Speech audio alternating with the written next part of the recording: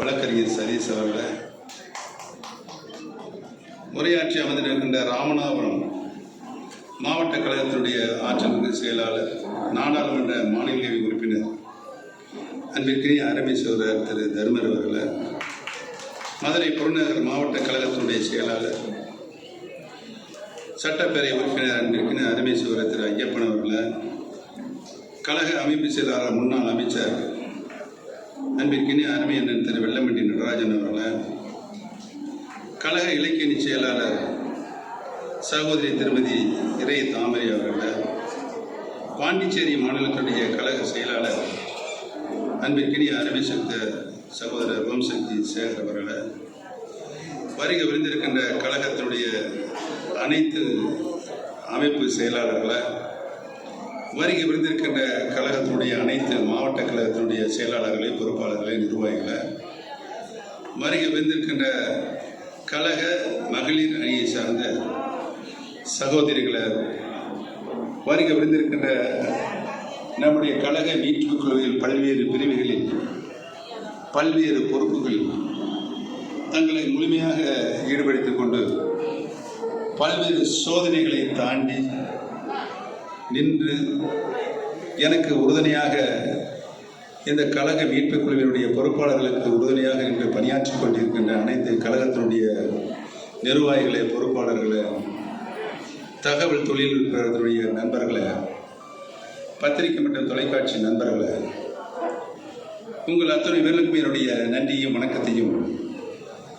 இந்த நல்ல நேரத்தில் தெரிவித்துக் கொள்ள கடமைப்பட்டிருக்கின்றேன். எனக்கு முன்னாலே பேசிய அத்துணை பேரும் இப்பொழுது ஏற்பட்டிருக்கின்ற சூழ்நிலை அது நம்மால் ஏற்படவில்லை, யாரால், எப்போது, எப்படி இருந்து இன்றைக்கு அந்த சூழ்நிலை ஏற்பட்டிருக்கிறது என்பதையும், அதன் தொடர்ச்சியாக நாம் அனுபவித்து வருகின்ற பல்வேறு சோதனைகள் எல்லாம் இங்கு சிறப்பாக பேசினார்கள். அந்த சோதனையிலிருந்து கழகத்தை மீட்டு மீண்டும் புரட்சித் தலைவர் எம்ஜிஆர், புரட்சித் தலைவி மாண்புமிகு அம்மாவுடைய நல்லாட்சியை தமிழகத்தில் நிறுவிட வேண்டும் என்ற அவர் தங்களுடைய மனக்குறையை இங்கு மிகவும் வாஞ்சியோடு எடுத்துச் சொன்னார்கள். அவர்களுக்கு என்னுடைய நன்றியும் வணக்கத்தையும் தெரிவித்துக் கொள்ள கடமைப்பட்டிருக்கிறேன். புரட்சித் தலைவர் எம்ஜிஆர் அவர்கள் அனைத்து இந்திய அண்ணா முன்னேற்ற கழக இந்த மாபெரும் இயக்கத்தை தொண்டர்கள் இயக்கமாகத்தான் உருவாக்கினார்கள்.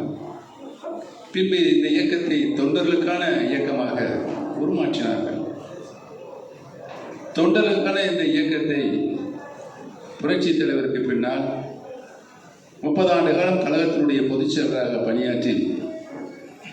இந்த இயக்கத்தை மக்கள் இயக்கமாக புரட்சித் தலைவி மாண்புமிகு அம்மா அவர்கள் உருவாக்கினார்கள். மக்கள் இயக்கமாக உருவாக்கிய புரட்சித் தலைவி மாண்புமிகு அம்மா அவர்கள் அடித்தட்டில் இருக்கின்ற மக்கள் தங்களுடைய நல்லாட்சியின் மூலமாக மேல்தட்டு மக்களுக்கு இணையாக வாழ்ந்திட வேண்டும் என்று நல்ல பல திட்டங்களை, மக்கள் நல திட்டங்களை, அந்த திட்டங்களுடைய பலன் அனைத்து மக்களிடம், பாமர மக்களுடைய திருக்கரைகளுக்கு